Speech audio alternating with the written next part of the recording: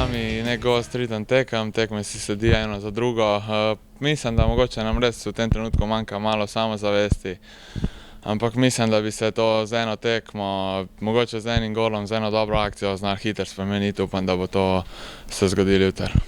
Mura, vemo, kako igra, so prvi na lestvici, sigurno so jutri favoriti za zmago. Ne gremo pa mi v Mursko Soboto brez ambicij, gremo se gor odigrati eno dobro tekmo in upati na vse 3 točke.